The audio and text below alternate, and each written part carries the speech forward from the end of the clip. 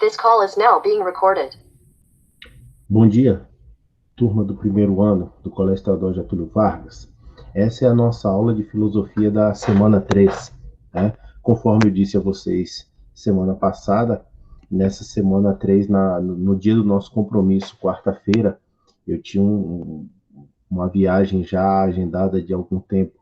E aí informei a vocês que a aula ficaria gravada e entraria no sistema de terça para quarta-feira, né? Então, amanhã, eu estou gravando essa aula hoje na terça, pela manhã. Ela vai entrar no sistema finalzinho da noite já, e amanhã, pela manhã, vocês, no horário normal da nossa aula, né? De 8 às 9, vocês já podem entrar, assistir a aula e já providenciar fazer as atividades, ok? Então, vamos dar início. Vamos projetar aqui o nosso caderno de apoio, né? Vai chegar aí para vocês daqui a pouco. A semana passada, a gente falou a respeito da cultura indígena, né? Chegou aí agora. Essa semana, nós vamos dar andamento na nossa trilha 1, né? Vamos começar aqui pelo Explorando a Trilha. E nós vamos ver aqui alguns textos que foram disponibilizados. A primeira coisa que... o primeiro texto que nos é oferecido é o texto 2, e no texto 2 vem uma pergunta: o que é mesmo pluralidade? Né? Aí aqui na figura 2, a gente tem a palavra pluralidade e algumas pequenas fotos ou imagens, né, de pessoas de variadas etnias, indígenas, né, africanos, e aqui hindus, creio eu. E nós temos aí alguns pequenos comentários. Pluralidade seria o ato de existir em grande quantidade, de não ser único, multiplicidade, diversidade. Isso é um dos significados do que é pluralidade. Outro que podemos ver também é ser plural implica ah, implica uma preocupação com a diversidade de modos de comportamento existente entre os diversos povos. Então, pluralidade tem essa característica, né? Você ter vários modos, várias maneiras de se comportar ou de fazer algo. E, por fim, aqui nós temos que pluralidade, e a pluralidade cultural, perdão, é a pluralidade cultural que faz o mundo um lugar rico. Ora, imagine se o ser humano não tivesse uma pluralidade cultural. Imagine se todos nós tivéssemos a mesma cultura. Seria o mesmo do mesmo. O que nos difere é exatamente essa capacidade de assimilar e de produzir coisas diferentes, né? Passando para o texto 3, vocês vão reparar que são todos textos bem pequenos, né? O texto 3 é uma citação de um escritor africano chamado Amadou, e aí agora eu não sei se o sobrenome dele é Rampate ou Ampate, eu não sei a pronúncia correta. Essa citação dele diz o seguinte: o saber é uma luz que existe no homem, é herança de tudo aquilo que nossos ancestrais puderam conhecer e que se encontra latente, ou seja, encoberto, em tudo que nos transmitiram. Assim como o baobá, que é a árvore de origem africana, já existe em potencial em sua semente. Bom, o que ele quer dizer, basicamente o que dá para entender, é que o saber é uma coisa que está dentro de nós, né? A gente recebe nas lições do dia a dia, nas lições que nós recebemos de nossos pais, de nossos avós, das pessoas mais velhas, a gente recebe vários ensinamentos. Na maioria das vezes não são ensinamentos diretos, mas toda a cultura, todo o modo de agir, o modo de pensar está intrínseco dentro daquele ensinamento. Então, é através de um exemplo, de ver uma pessoa mais velha fazendo algo que eu entendo que seria ético de minha parte reproduzir e fazer daquela forma, porque aquilo é o mais correto. Né? Não precisa, na maioria das vezes, o ensinamento ele não precisa ser dito, olha, faça assim porque isso é certo.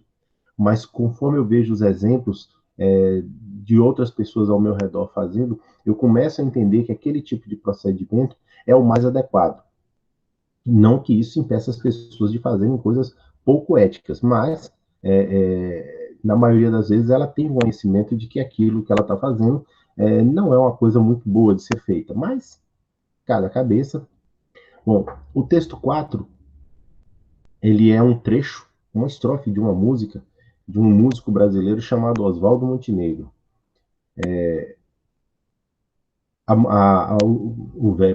O verso diz assim, a estrofe diz assim: Canto, canta uma canção bonita, falando da vida em ré maior.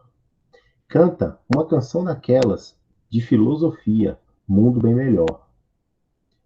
A letra é bem interessante. No primeiro momento, você lendo a letra inteira, você fala assim, poxa, mas sei lá, não tem nada com nada. É porque não é nada específico. Você tem que trabalhar nas entrelinhas, né? Então aqui basicamente ele fala a respeito de melhorar as coisas através de quê? Sim, através da filosofia. É nesse ponto que a gente começa a encaminhar para nossa aula, para o nosso tema central da aula de hoje, que seria do mito ao logos. Né? Passando para o texto 5, também uma citação, creio eu que a pronúncia de um filósofo austríaco, creio eu que a pronúncia correta é Ludwig Wittgenstein. Ele diz: filosofia é mostrar à mosca a saída do frasco de vidro. Ou seja, em outras palavras, filosofia é apontar o caminho correto. Filosofia é apontar a direção correta. E a partir daí, se a pessoa, no caso ali, a mosca, quiser seguir aquele caminho, ela vai percorrer aquele caminho e vai aprender naquele caminho. Né? Não é um ensinamento dado, é um ensinamento oferecido. Cada um vai fazer com ele aquilo que bem entender, se vai usar, se não vai usar, se vai adquirir, se não vai adquirir. Né? Por fim, nós temos ali seria o nosso texto 6, né? É uma estrofe também de uma música de Arnaldo Antunes, Marcelo Fromer e Sérgio Brito. Essa música é dos Titãs, é uma banda de rock da década de 80. Não sei se vocês, na idade de vocês, já ouviram, né? A estrofe diz o seguinte: Você tem sede de quê? Você tem fome de quê? A gente não quer só comida, a gente quer comida, diversão e arte. A gente não quer só comida, a gente quer saída para qualquer parte. Também é um outro pequeno texto que nos aponta naquela direção que só o que temos não é o bastante, que precisamos de mais, que sempre precisamos de mais. Né? Então, quando ele diz, a gente não quer só comida, que é o básico, a gente quer comida, diversão e arte, então a gente quer o básico e quer mais alguma coisa. E aí, no último verso, ele diz, a gente quer saída para qualquer parte, quer dizer, a gente quer crescer, a gente quer se expandir, a gente quer melhorar, a gente quer aprender. Basicamente, o que dá para entender isso. Vocês podem até, quem tiver curiosidade de ver a música inteira, que é bem interessante, você pode pegar os primeiros dois versos e dar um Google, né? Nos primeiros dois versos, você tem sede de quê? Você tem fome de quê? Titãs. Automaticamente vai vir a letra completa. Essa música está no álbum Jesus Não Tem Dentes no País dos Banguelas, né? De 1988, bem antigo, acho que é mais velho que a maioria de vocês, ou todos vocês. Bom, e aqui vamos iniciar o estudo de um componente curricular, disciplina, né? Muito interessante, que é a filosofia. Mas o que é realmente filosofia? A palavra filosofia, ela é de origem grega, né? E surgiu na Grécia, um país cuja capital é Atenas. E aí a filosofia, a palavra filosofia, assim como muitas palavras que vêm do grego, ela é uma composição. Né?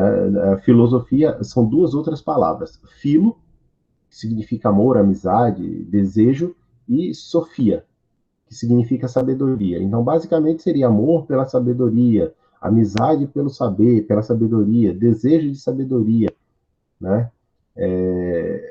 O respeito, amor e respeito pelo saber. Filósofo é aquele que tem amizade pelo saber, né? Que quer estar próximo, possuir, trabalhar com o saber. Assim, deixa eu dar uma subidinha aqui na tela. Assim, a filosofia indica a disposição interior de quem estima o poder, perdão, o saber.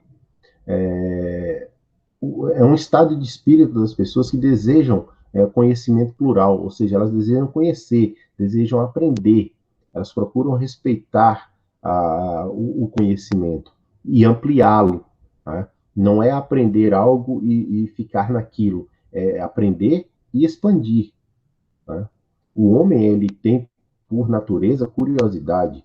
Então o homem desde de sempre o homem se pergunta de onde ele veio, para onde ele vai, que são questões que a filosofia tenta responder há milhões de anos, há séculos.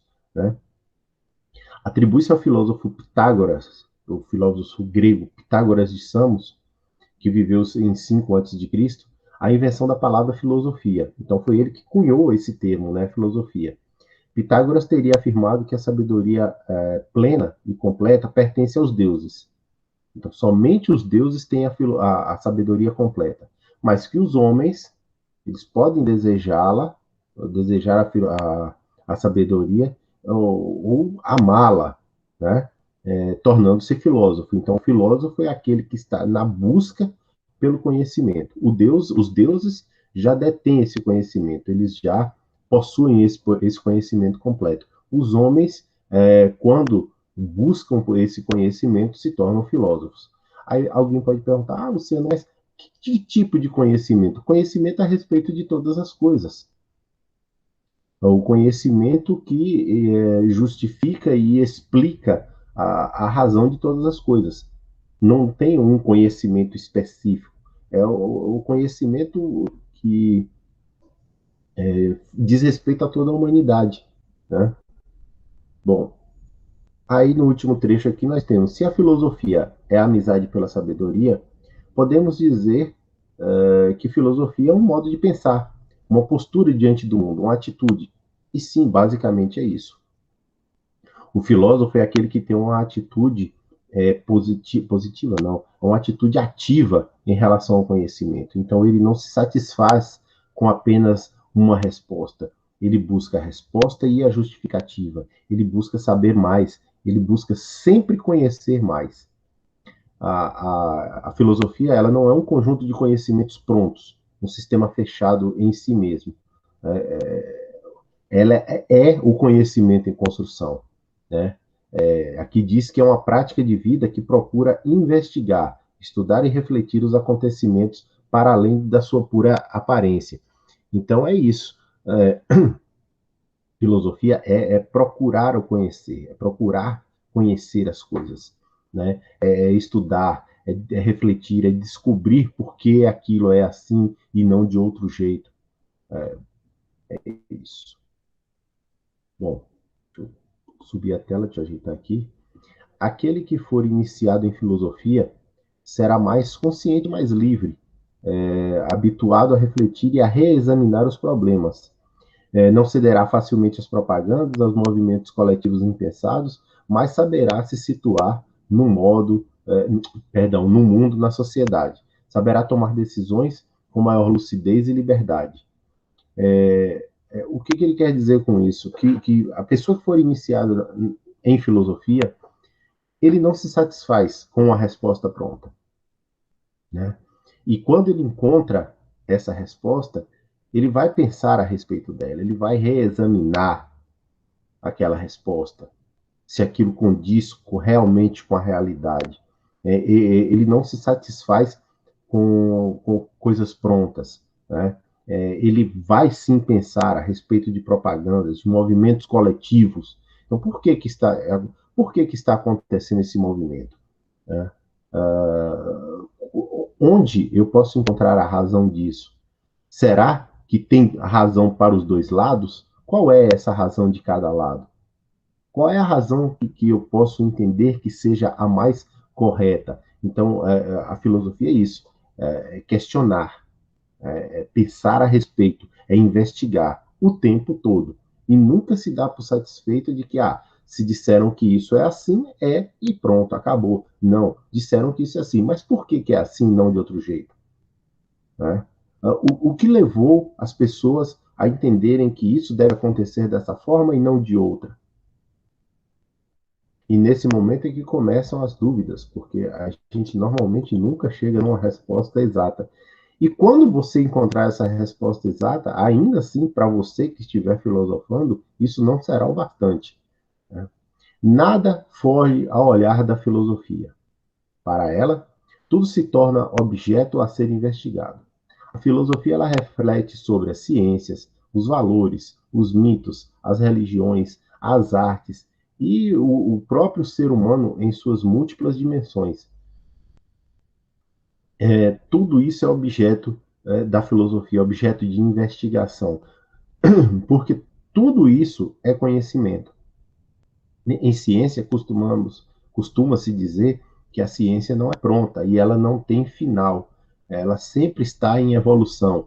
Então, uma resposta que nos satisfaz, dentro de ciências, uma resposta que nos satisfaz hoje, talvez amanhã ela já não satisfaça mais se eu continuar investigando. Né?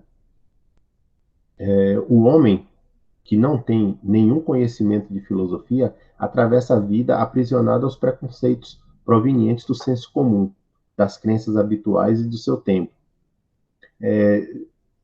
Tem até uma frase, deixa eu terminar aqui que eu falo a respeito disso, e das convicções que cresceram em sua mente sem a cooperação e o consentimento deliberado de sua razão.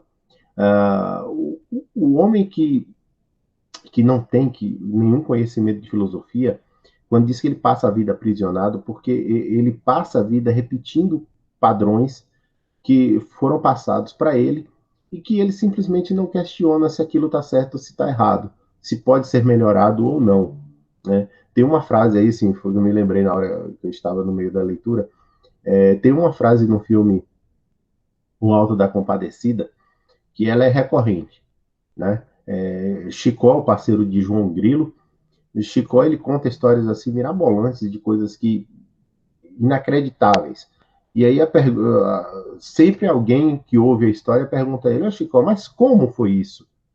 E ele responde: não sei, só sei que foi assim. Quer dizer, não existe uma justificativa. Ele conta a história, na verdade ele mente para a pessoa, né? Mas ele não tem como justificar, ele não tem como explicar aquilo. Ele não tem como satisfazer a curiosidade, a busca pelo conhecimento de outra pessoa. Então ele usa essa frase e diz assim: não sei, só sei que foi assim. Né? E é o que muita gente usa, o que muita gente se satisfaz com uma resposta, com uma explicação, houve em, uma, em um debate tem sempre dois lados, e qual lado que está com a razão? E por que um dos lados tem que ter a razão? Né?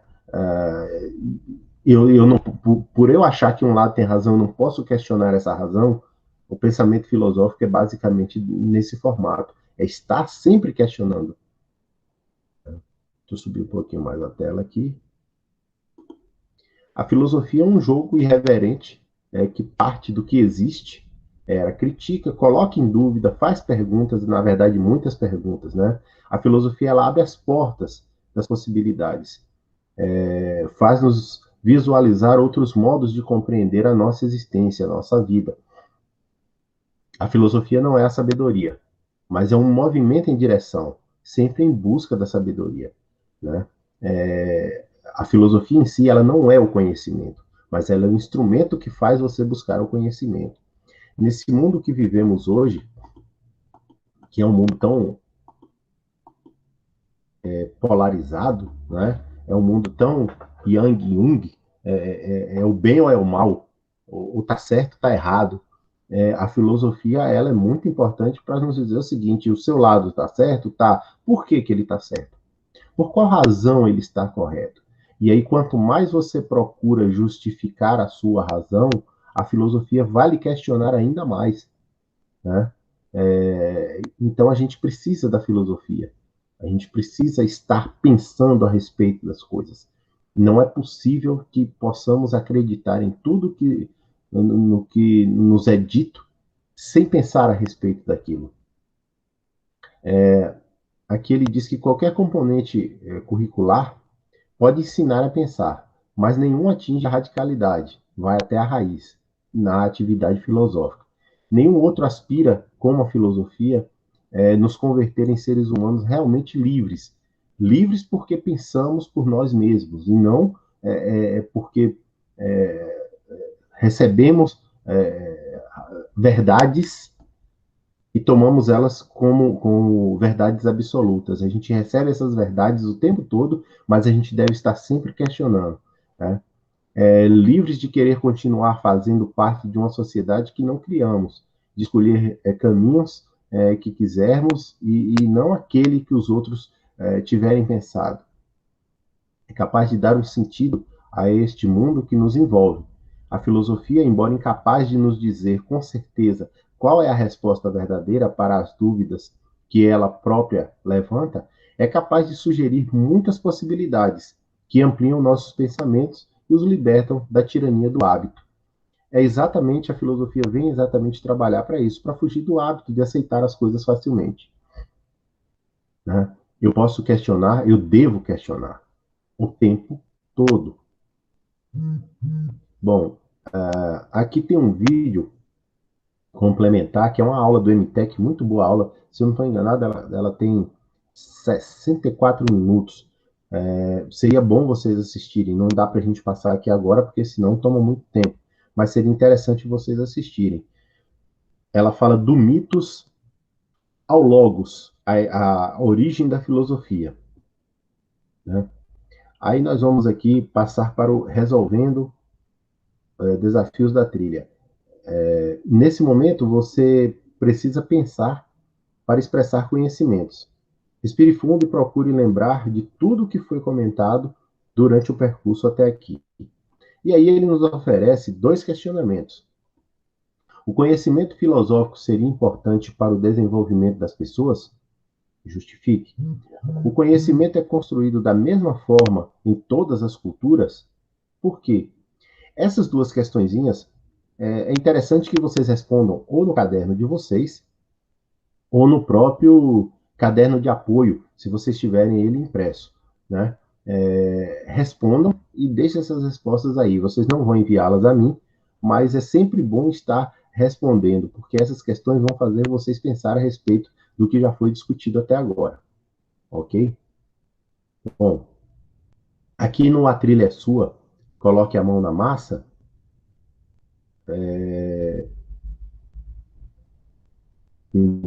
Sim, aqui na Trilha é Sua, coloque a mão na massa. Ele diz assim: agora você vai expressar o que aprendeu até aqui.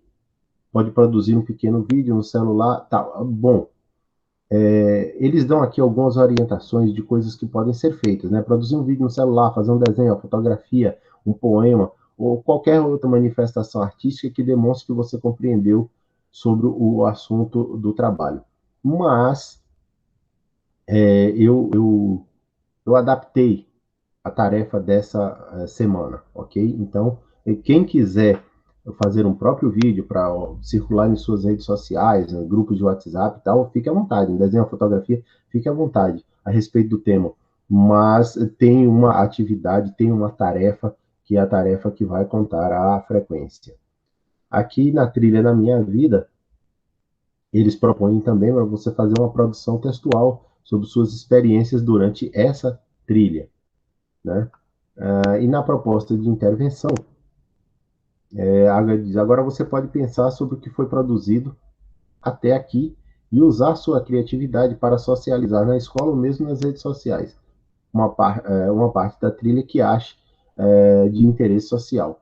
Aqui seria o seguinte: você escolher uma parte da trilha que você achou interessante e trabalhar em cima disso em suas redes sociais, grupos de WhatsApp e tal. É uma maneira de fazer você refletir mais um pouco sobre o tema. Né? Todas as atividades que são propostas durante toda a trilha no caderno de apoio é para fazer você pensar a respeito do tema. E cada atividade dessa que é proposta, que você realiza, você vai estar voltando ao tema, pensando a respeito dele, se informando mais, buscando novos saberes, e isso vai fazer com que você assimile melhor todo o conhecimento. Eu tenho um videozinho para exibir para vocês. Eu vou parar essa apresentação aqui para que a gente possa ir para o vídeo. O vídeo é um videozinho de 6 minutos que eu encontrei. O título é Como Surgiu a Filosofia, a passagem do mito ao logos. É bem interessante. Ele está lá no YouTube, no roteiro. No roteiro de você, chegou aí agora.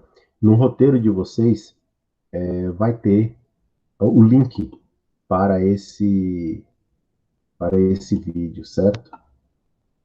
Vamos lá? Vou exibir agora.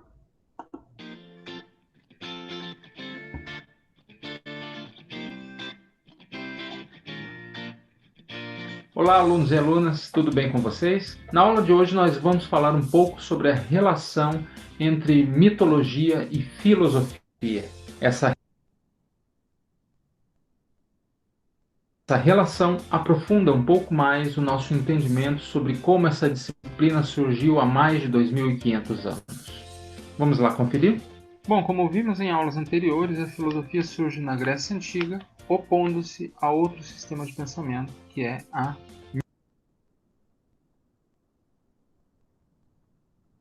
mitologia. Antes de surgir a filosofia, os gregos antigos explicavam a realidade através dos mitos. Provavelmente você já deve ter ouvido falar ou visto algo relacionado a algum mito na cultura popular. Talvez você já tenha ouvido falar de deuses como Poseidon, Zeus ou Hades, ou visto filmes como Fúria de Titãs, 300, Troia, Percy Jackson, ou animes como Cavaleiros do Zodíaco. Só para citar algumas obras que possuem inspiração na mitologia grega e ilustram um pouco como era a visão de mundo dos gregos antigos. Hoje, os mitos são tratados como obra de ficção e entretenimento, mas já foram um modo de se explicar a origem das coisas, já foram uma religião e não é algo que desapareceu com o surgimento da filosofia.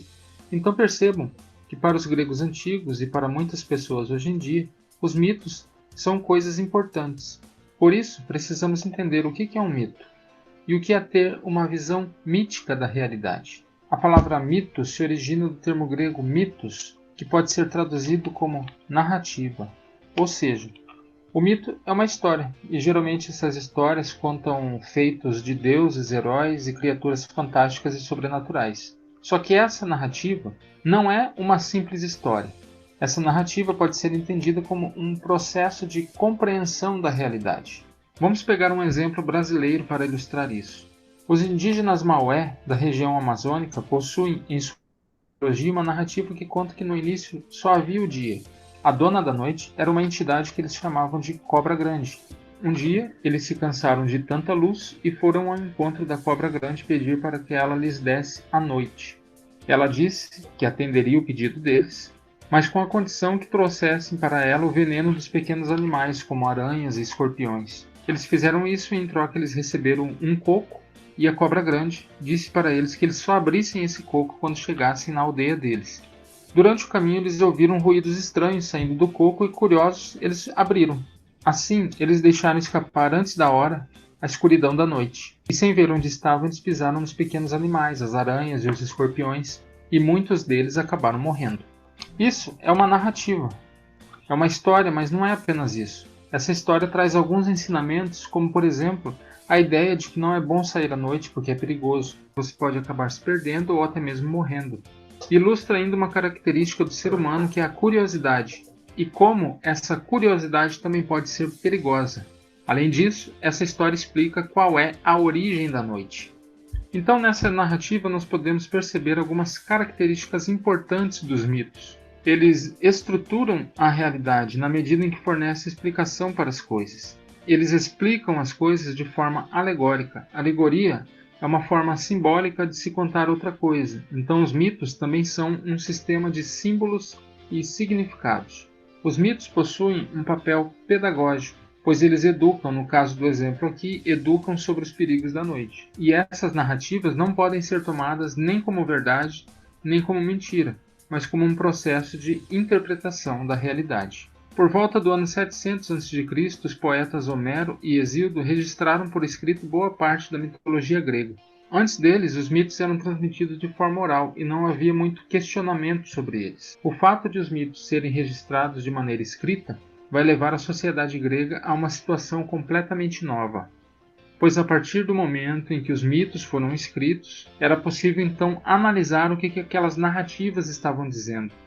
Os primeiros filósofos irão criticar a explicação da realidade através dos mitos, afirmando que as explicações baseadas nessa forma de relato podem ser enganosas, e irão propor uma nova forma de se explicar a realidade, que é investigar a realidade através do simples uso da razão, do raciocínio, do pensamento, sem recorrer às alegorias dos mitos.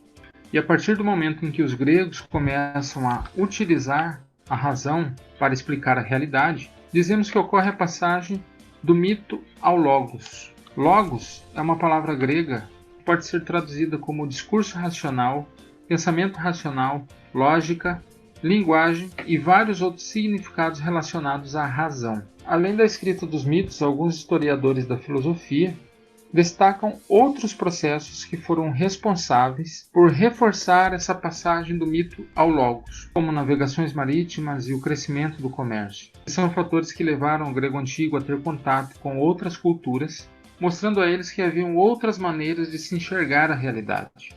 Temos também o surgimento e a consolidação da democracia.